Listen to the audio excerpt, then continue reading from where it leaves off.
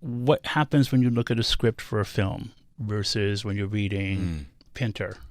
Well, I think, when someone like Loki, Stan Lee borrowed those characters from classical myth. They are part of the Norse pantheon. Well, there is something deeply Shakespearean about those pieces. And I think he knew that too. I mean, I think even in those early print editions of the Thor comics, he has Thor and Loki speaking in this kind of old, almost Shakespearean dialect. But when you're stepping into the shoes of a character who's been around in the collective consciousness for over 2,000 years, characters like Thor and Loki, you're stepping into something with a sort of gravitas before you've even arrived. So you have to engage with that. If you're going to play the god of something, in this case, the god of mischief, there's a weight to that. But also, I think with the Night Manager, a writer like John le Carré writes in quite a classical way. He sees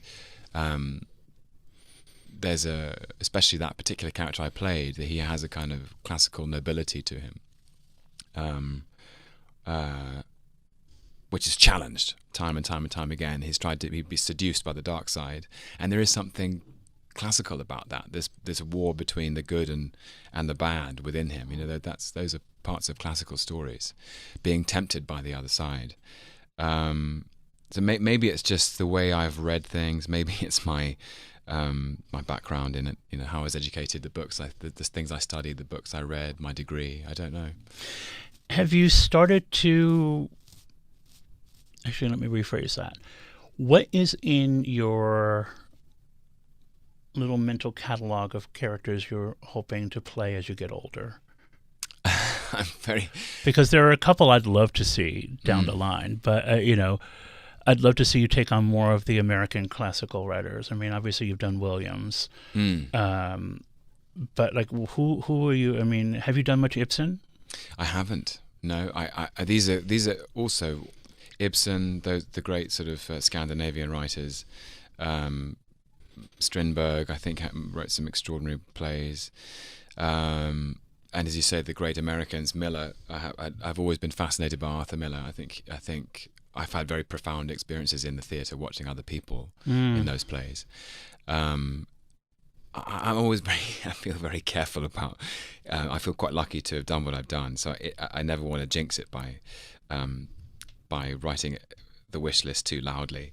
But I think I would be very grateful if I was able to continue down the Shakespearean sort of path. There are some parts for an older man that I hope I get a crack at one day. I think there's something playing in those big plays, which are so profoundly about the most complex aspects of being alive. They change you as you go through, as I go through my life. I feel because you have to. I have to align myself with his mind, and he had one of the most extraordinary minds that has ever been, and so you inhabit the shapes of his thoughts and the shapes of his writing. It probably sounds pretentious, but some of these big parts like Coriolanus or Hamlet, they slightly change you on a chemical level.